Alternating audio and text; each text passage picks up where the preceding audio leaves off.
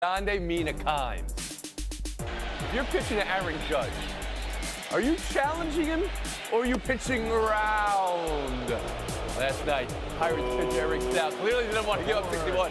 He was booed. And tonight, Trubisky, Brissett, and Brownie the Elf. Let's go.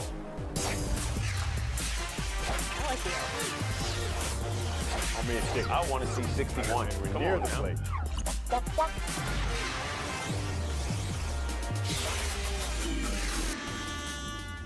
Boston Celtics coach Ime Udoka is likely facing a suspension for the entire upcoming season for his role in a consensual relationship with a female staff member.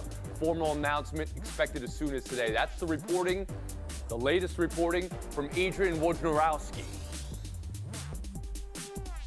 David Dennis Jr., around the horn to you. Your reaction to the news? I want to start by saying this. Like, in the world where fans go to Browns games with signs of support of Deshaun Watson, things like that, that is hard to explain to people that what Ime Udoka did was wrong. But it was wrong to have a relationship with a subordinate within an organization. With that said, this is on the, like, these things are not happening in a vacuum, and it's up to the Celtics to do better than trickling out information and leaking information. There are so many questions that I have that the Celtics need to answer, including when did they find out? How fast did they act? Was the woman wronged? What have they done to make things right with her? Why 1 year instead of firing him? And releasing this information in the way that they have has only left more questions and has really left pretty much all the women on staff with the Celtics victimized by people doing guessing and, going on their Instagram accounts and trying to figure out who they are. And so the Celtics have to do a better job of explaining in detail what we need to know to really understand the facts of this story. Mina Kimes. Yeah, David, you make a really good point about the speculation that's quite reckless going on around this at the moment. And to me, actually, the fact that it's happening strikes me as evidence as to why we have these policies in the first place. Because if you are in a position of power and you do have a relationship, even a consensual one, with a subordinate, and it does get out, you do put the organization at risk. There are questions about imbalances of power. This is not infidelity that he's being punished for. It's the fact that it took place in a workplace with a subordinate. As far as the length of the suspension, I really think it's hard to weigh in on that without knowing all the details that David alluded to. I will say it strikes people perhaps as harsh coming on the heels of the Robert Sarver suspension for 1 year. And of course, Sarver has said he will sell the team. To me, that's not evidence that the Udoka suspension is heavy-handed. We just don't know enough to say. It's more of a reflection of the fact that the Sarver suspension was totally insufficient from the beginning. Jay Adonde. Well, it is a sign of the changing times, as Sarver inelegantly pointed out in his notice that he was selling the team. I can remember when the coach of the Lakers, Phil Jackson, was dating a team executive who happened to be the owner's daughter, and there were no sanctions for either party in that case. Different times. This is more similar to the Minnesota Timberwolves firing their president of basketball operations, Gerson Rosas, a couple years ago when it was discovered that he was in a relationship with a team employee. A key difference there, why the firing instead of suspension, I feel like they were on the verge of firing him anyway for performance. No one wanted to get rid of Ime Udoka. It'd be very hard to argue that is performance-based if you fired him. And getting back to Dennis's point, why a suspension? I feel like that is part of the reason that you could open yourself up for a wrongful termination lawsuit if you were to go directly to firing him. Maybe the hope is that he resigns, similar to what Sarver did when the NBA did not necessarily have the ability or wanted to avoid the legal entanglement of getting rid of Sarver. I think those are similar in that regard. And Justin Tinsley. Yeah, it's such an odd situation all around because, as everyone has said so far, it still feels like there's so much that we don't know about this. We can talk about the timing, we can talk about all of that, but I just really have to go back to a point that's already been made, and I'm so glad that it was made before me, and I'm still going to say it. It was like the speculation of who this woman is. I get with social media, you want to go viral with, it maybe was this person, maybe it was that person, but this is the reality. This is the human nature of everything. This is the person who woke up this morning and was not guilty of something that the internet was trying to allude that she was guilty of. We have to be more, conscientious about our speculation. And if it's not your job to figure out, you do no good Googling who the Celtics staff is and pointing out, is it her? Maybe it's her. That is not safe. You're dealing with people's lives, and you can ruin people's lives just off speculation alone. I get that we live in a messy society and messy headlines draw clicks and they do all of this, but speculation can be very, very harmful. And in this case, we see how it already is. Jay, back to you for a second. It seems to me you're saying this is a product of a team and in a league seeking a moral high ground. They may not even have, but seeking a moral high ground, because you mentioned decades ago it was Jeannie Buss and Phil Jackson. You mentioned Robert Sarver or someone else in this discussion. The word in the reporting is consensual. How do you view it then? Well, it becomes an HR issue, and it becomes about trying to do the right thing. And I think Mina alluded to the reasons why you cannot have these things. But the reason why I think the Celtics had to act, even though there seemed to be no evidence that anyone wanted Udoka out. That's the key difference here, is that he just had the most successful season with the Celtics in over a decade. Has proven to be a very capable coach. No one wants to get rid of him. But if you want to be about the values that you're espousing, then you have to have some type of sanction here for violating team policies. David Dennis Jr., now the position the Celtics find themselves in today, a month away from the start of the season. I mean, if we're talking on the court, this is an absolute disaster, which has been part of their disastrous offseason. I mean, it sort of started with them talking about trading Jaylen Brown and having their stars reacting to all that. They had Gallinari was injured, who was supposed to be an important cog, and now you don't have the coach who gave you, you were 28-7 the last 35 games with this coach. At the beginning of this season, or about a week ago, I would have said that the Celtics and the Bucks were the class of the East. I think this moves the Celtics down somewhere a tier below, right around Philadelphia or something like that. But this is disastrous. And Justin Tinsley. Look, this is the least important thing out of all of this in the discussion, but Ime Udoka is gone for the foreseeable future. Will Hardy is gone. That's a lot of that coaching pedigree from last season that is not in that locker room, and you just got to wonder how it impacts a young team. But again, that is the least important thing in this entire situation right now. Thanks for your thoughts on that. We'll move on now to football tonight, Thursday night. Steelers, Browns, Trubisky, Brissett, Brownie the Elf watching all. Mina, issues with Cleveland's end-of-game management, as always, cropped up last week. Issues with the Steelers' offense, as has been recent for this franchise in the last week as well. Could this be Trubisky's last stand? A lot of questions, Mina. What are you watching for tonight? Yeah, I am very curious to see what the Steelers' offense looks like, much more than Cleveland, because we know what they're going to do. They're going to run the ball and try to control the clock. But it does feel like for Mitchell Trubisky, this is it. He has got to show them something, show the organization something, show the fan base that they aren't going to rank at the bottom of the NFL, as they do now, in yards per attempt, similarly to the last few seasons with Ben Roethlisberger. And there's a lot of, disagreement or, I guess, conflict of opinion about who is responsible for that. Is it the offensive line? Is it the play calling? Is it Trubisky himself? My answer is a little bit all of the above. But the fact is, when Mitch Trubisky does air it out, he has not been successful this season. On throws of 10 or more air yards, he ranks 32nd in QBR. His adjusted completion percentage, which accounts for drops and throwaways, is 13%. So I need to see more from him tonight. They need to spread it out. They need to push the ball downfield. And if he doesn't, I do think they will consider making a change. Justin Tinsley. Yeah, I think it's his last chance, but we're talking about a guy who really didn't have a lot of chances going into this situation as it is. He can't even adjust the plays at the line is what reports are saying. But he is right in the sense that they need to open that offense up. It's not like Pittsburgh doesn't have weapons on the offensive end. They absolutely do. But here's the thing, you're the longest play of your season cannot be a 32-yard screen pass to a backup tight end. Minkah Fitzpatrick technically can't lead your team in reception touchdowns because he has a pick six and the receivers have none. You just can't do that. So I do agree. Mitchell Trubisky wants to get the ball down the field, but as Mina just said, here's another thing about him. Since 2017, he's been off target on 35% of his deep balls. So he wants to do the one thing that historically he hasn't been good at. Good stuff from Tinsley. David Dennis Jr.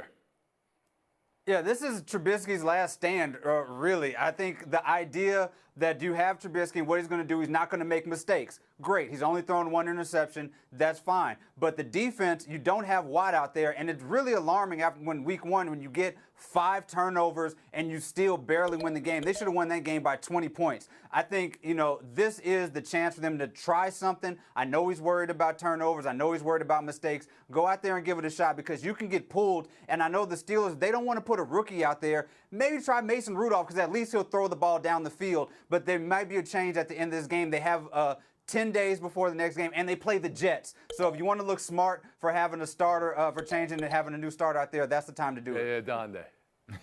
Last stand is week 3. It's not even the third weekend. It's the start of week 3. And as you alluded to, you don't want to put Pickett in this situation. Ask him to start short week on the road would be unfair. I'm going to trust the judgment of these teams, just like we saw with, say, the Bears not going right to Fields right away, just as we saw with the 49ers not going to Trey Lance right away, as we saw a few years ago with the Chiefs not going to Patrick Mahomes right away. They understand the timing, and they're not going to put someone in a position to fail. So when he's ready, I think we'll see the switch. It's clearly not time yet. Mina, on the Browns here, you said they're going to run the ball and it's going to be Chubb. And then last week it was they ran it too much. They should have sat down at the 1-yard line. The end of game, end of clock timing with Kevin Stefanski. Anything you're watching for there? Yeah, that was a disaster, and Stefanski, I would say more than the running backs, has been criticized it's his responsibility to have them prepared for that situation. But as much attention has been focused on Nick Chubb and what went down there, it was really the Browns defense that lost the game with the miscommunications on the back end, letting Joe Flacco slice and dice you. It is really not encouraging, and they need to be better tonight to win. Mm-hmm. All right, that's our horn. Justin Tinsley, make a pick. You're on a roll right now. I'm going Steelers. I'm going Why Steelers. did you say actually? You don't need to say actually. It's just David Dennis Jr. I'm going with the Browns. Adade? The Browns team that we saw for the first 58 and a half And minutes Mina of that game Kimes. Sunday. I've got Cleveland. I think they'll be able to run it on them. Fire cell on the other side. We're not panicking. 2 games in, we got 15 games left. So we'll just take a deep breath and relax. We're gonna be fine. Mm-hmm. Yes, he did. Mina Kimes, buy or sell, relax from Burrow. Well, I'm buying his poise, but I'm selling the idea that the Bengals offense should relax. We just spent the previous block criticizing the Steelers offense. Right now, the Bengals are tied with the Steelers in offensive efficiency. They cannot run the ball. They cannot pass protect. They need to show me something for me to feel otherwise. Jay Adande.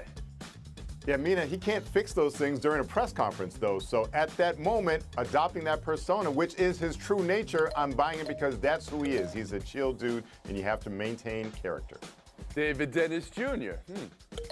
I'm selling it because one of the big problems here is he doesn't have enough time to relax behind that offensive line. He's been sacked on 12.7% of his dropbacks, which is twice as much as the league average and 50% worse than they were last year, which was already a disastrous year. He's 26 in air yards, which means he does not have time to throw the ball. So, they're playing the Jets. Yes, that's good, but they have the Dolphins, Ravens, and Saints coming up. That's going to be a problem.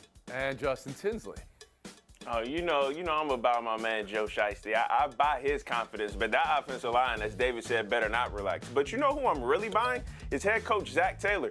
This is what expectations look like. This is what pressure feels like. When you come within a block away in the Super Bowl from winning the actual Super Bowl, 0-2 to start the next season is not going to settle with anybody. You're buying him saying this is what expectation is. Yeah. Mina, you're buying the job Zach Taylor's done through 2 weeks. No, actually, I'm not. We can criticize the offensive line, but I also think they haven't done a great job of game planning around their deficiencies or really keeping defenses on tilt. They're really struggling against cover 2. They have yet to show that they have a changeup for that. Need to see something different this week. Everybody has Cincinnati over the Jets, or is there something surprising going on in New York? The Joe Flacco miracle? No, okay, we'll move on. Buy or sell 2. When the NFL suspended Mike Evans 1 game, it was the ruling of NFL VP of Rules and Policy, John Runyon Sr. It has now been noted that the game Evans will miss, Buccaneers-Packers Sunday, John Runyon Sr.'s son, John Runyon Jr., plays for the Packers. John Runyon Jr. says his father, John Runyon Sr., was just doing his job. J.A., do you see a conflict of interest here? Should Runyon Sr. maybe have recused himself? You see the potential for conflict of interest, and that's why he should have recused himself to avoid any discussion like we're having right now. Just take it off the table, because objectively I could see why you would suspend Evans, who ran off the sidelines to the middle of the field to join a confrontation. That sounds very suspendable to me, regardless of who's making the decision and what his son's But the appearance of conflict of interest, or at least the possibility, is equal That's why to these conflict policies of are in interest. place. David Dennis Jr., Yes. how do you see it? Yeah, I agree. Two things can be true. Evans can deserve to be suspended for his second attack on the same player from behind, but also every time there is a rule laid down from the NFL, there is another controversy about how the NFL does not know how to lay down rules and punishments, all the way from the most important down to something like this. Like, can they get one right, please? Justin Tinsley. One song that's not on the NFL's playlist is the song "Can It All Be So Simple," because they repeatedly get this always wrong. You could have easily avoided this. Just have him recuse himself, take himself off this case, and we wouldn't even be talking about it on the show right now. Mina Kimes. Yeah, this is a non-controversial decision, but his inclusion, or his involvement rather, adds an element of controversy that didn't have to be there because of the perception, the appearance. I can come up with some other words other than the one that I think is in everyone's mind, but I know not to say. It's just not a good look. Ah, so you're trying to avoid a banned phrase. Well played, Kimes. Well played. We'll move on. Buy or sell 3. Ben Simmons talking on JJ Redick's podcast, The Old Man in the 3. It's like, it seems like everyone's just trying to, like I'm getting fined for like not lifting weights, but physically I'm like one of the strongest guys on the team. So I'm like, now they're finding me for little things. And it was just a buildup of, obviously I didn't handle things the right way, but also the team didn't either. Now in the moment I just spun, and I'm assuming Trey's gonna come over quicker. So I'm thinking he's gonna come full blown, and I see Matisse going there. Matisse is athletic and get up. So I'm thinking, okay, quick pass, he's gonna flush it, not knowing how much space there was. Bro, it happened, and I was just like, okay, now we gotta go make another play. So maybe some of the first comments we've heard specifically about that pass there instead of the dunk. David Dennis Jr., how do you hear Simmons? I'm selling the dunk thing because you know who else is athletic and can get up? Ben Simmons. He should have dunked that. But I'm buying most of what he said. Doc Rivers was wrong for putting him in practice if Ben Simmons had come up to him and said he wasn't mentally ready to be in that practice to begin with. Justin Tinsley. Everyone's done so much talking about Ben Simmons over the last year and a half. I forgot what Ben Simmons actually sounded like, and I heard what he said in the interview. But all this matters is November 22nd, Brooklyn at Philly on a Tuesday. This is just all fodder for that moment. Mina Kimes? I'm buying Ben opening up about his mental health. Also, shout out to John Wall, who published an incredible essay about a similar topic. I am selling, though, him complaining about the fine for the weights. That, to me, just doesn't need to be said. Jay Adonde. I have to go back to the play, and I'm selling him passing because he thought Trey would come over quicker. Even if he did come over quicker, it was Trey Young coming over. It wasn't Giannis or Rudy Gobert. Okay, all right. Regardless of how quick he came over, go up and dunk that ball. Man, you guys take notes. Ben Simmons. I mean, on everything. And you're still holding over what? Okay. David Dennis Jr., Justin Tinsley, front row seats for Mina Kimes, J.A. Adonde showdown. Next. Last night, 4-pitch walk. None of the pitches particularly close. Pirates pitcher Eric Stout got booed. It was an 11-2 game. and the fans, of course, wanted to see 61. Mina, fair or foul for Stout not to throw a strike to Judge there? Foul. It'd be one thing if it was a close game, but down 9 runs, dragging this thing out. People might not be that angry right now. Well, Yankees fans are angry, but let me tell you, if this keeps up as these games go along and he isn't breaking that record, people are going to be mad. No, I get it. I'm with the pitcher. I'm not trying to have you make an NFT of this historic moment at my expense. You're profiting off my expense. I wouldn't throw the ball anywhere near the plate. I ain't the one. I ain't going out like that. I think we've evolved past any shame with giving up the big hit, the big home run, right? I mean, it's a great story.